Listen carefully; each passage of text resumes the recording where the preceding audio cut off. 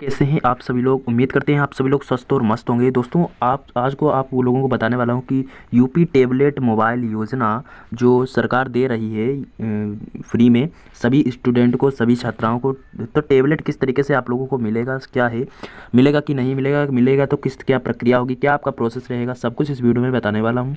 दोस्तों ई-केवाईसी के बारे में बताने वाला हूँ। जब तक आप लोग ई-केवाईसी कंप्लीट नहीं करते हो, अपना वेरिफिकेशन यहाँ से आधार से कंप्लीट नहीं करते हो, तब तक आपको टेबलेट या स्मार्टफोन के लिए आप एलिजिबल नहीं होते हो। ठीक है, तो आपको केवाईसी करनी ही पड़ती है। केवाईसी किस तरीके से करनी है सारा सब कुछ बताऊंगा कि लास्ट डेट कब तक है।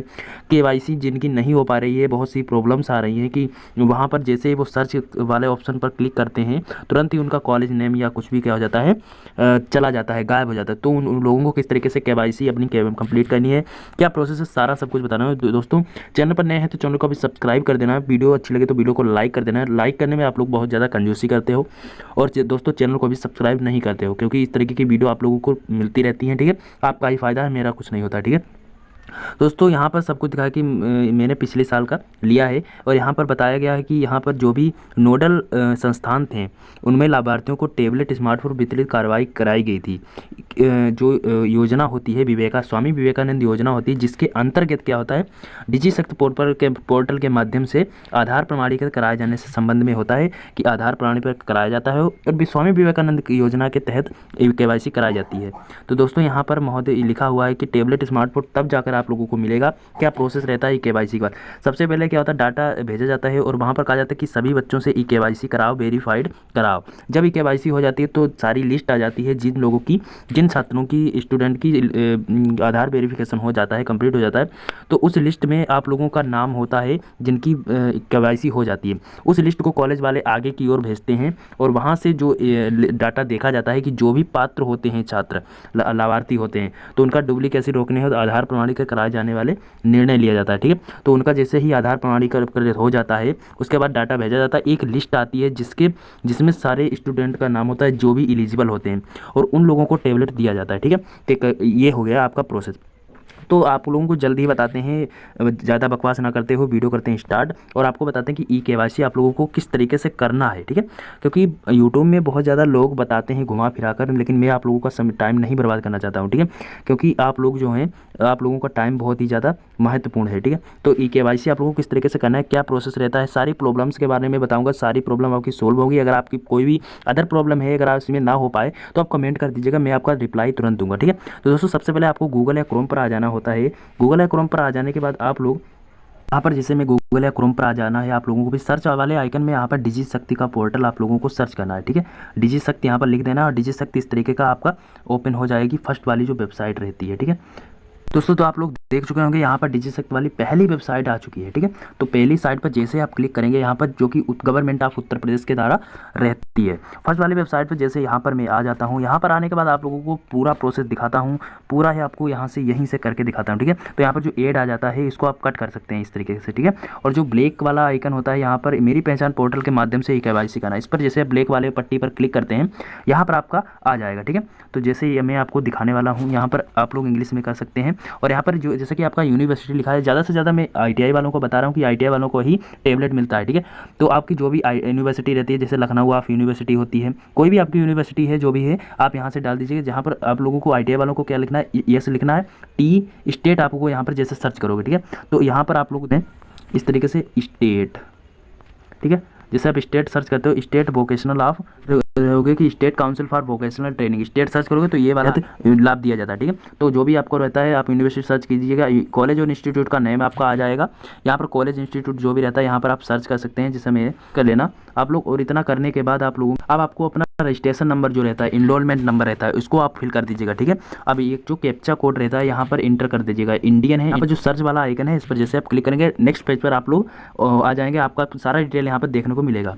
तो यहाँ पर जैसे आप यहाँ पर क्लिक करते हो सर्च वाले ऑप्शन पर, यहाँ पर आपका केवाईसी जो होती है पेंडिंग में दिखेगी। ठीक है, इस तरीके की केवाईसी जो होती है पेंडिंग में दिख रही होगी। ठीक है, अब आपको यहाँ पर इतना देखने के बाद सारा आपका डाटा यहाँ पर दिख जाता है कि आपकी माता का नाम क्या है, आपका एनरोलमेंट नंबर क्या है, यहाँ पर फादर नेम क्या है, सारा सब कुछ यहाँ पर आप लोगों को देखने को मिलता है। और यहाँ पर लिखा होगा जो पट्टी रहती है ब्लू कलर की, तो verify for log in using ये प्रमाण मेरी पहचान, तो मेरी पहचान से आप लोगों को वेरीफाई करना पड़ता है डाटा को। इस तरीके की पट्टी आएगी, यहाँ पर जैसे आप क्लिक करोगे आपका कॉलेज वाले यहाँ पर जैसे अप्रूव करेंगे, वहाँ पर आपकी पट्टी आ जाएगी। इस पर जैसे आप क्लिक करोगे एक बार में ही केवाईसी करना है आप लोगों को, ठीक है। जैसे आप करते हो कि यहाँ पर लिखा है कि your data verification under processing, तो अंडर प्रोसेसिंग में आएगा आप लोगों को इतना। जैसे आप क्लिक करते हो तो नेक्स्ट पेज पर आप आ जाते हो, ठीक है।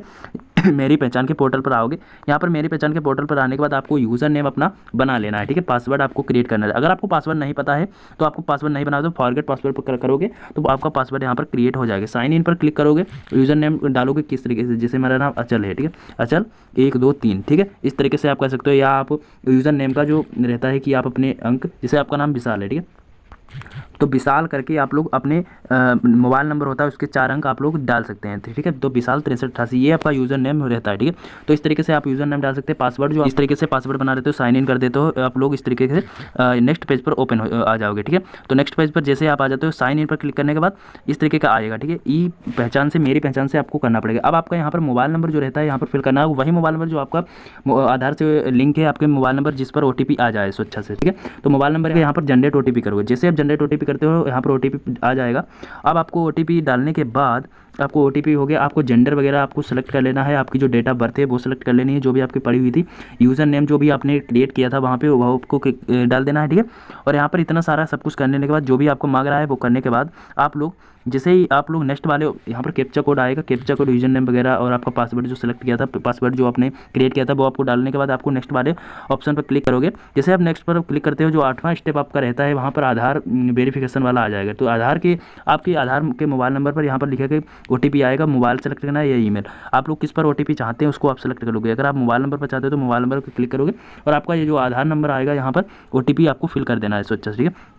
जैसे आप मोबाइल नंबर को यहाँ पर फिल कर देते हो, जो OTP आता है उसको OTP के ऊपर एक कैप्चा आएगा कि जो आपको जोड़ना पड़ेगा, इंटर आंसर करना पड़ेगा और वेरीफाई थ्रू KYC, ठीक है। तो जैसे आप KYC पर क्लिक करते हो आपकी यहाँ पर एक OTP आता है, सॉरी यहाँ पे आप लोगों को आधार नंबर आपको फिल करना पड़ेगा और मोबाइल पर क्लिक करना पड़ेगा जिस पर मोबाइल नंबर आपका लिंक रहता है उस पर OTP जाए, ठीक है। जो हमारा इंड स्टेप होता है यही होता है कि वेरीफाई ऑन पासवर्ड। आपके पासवर्ड आधार की जो लिंक रहता है मोबाइल नंबर उस पर OTP जाएगा और OTP जाने के बाद आपको यहाँ पर जैसे आप वेरीफाई करते हो, अगर आपका OTP नहीं जाता तो रिसेंड कर सकते हैं, ठीक है। तो वेरीफाई करने के बाद आपका जो वेरिफिकेशन होता है यहाँ पर वेरीफाइड हो जाता है, सक्सेस होता है।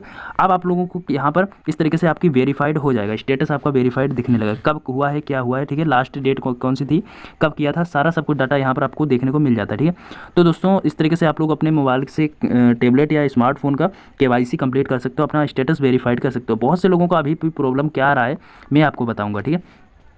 तो यहाँ पर बहुत से लोग क्या कर रहे हैं, यहाँ पर अपना सारा सबको कॉलेज वगैरह, एनरोलमेंट नंबर और कैप्चा वगैरह सब कुछ डाल दे रहे हैं। फिर उनका क्या हो रहा है, कैप्चा यहाँ पर डाल दिया, इंडियन सेलेक्ट कीजिए, सर्च किया, तो उनका सर्च करने के बाद यहाँ पर क्या हो जाता है, कॉलेज नेम ही गायब हो रहा है।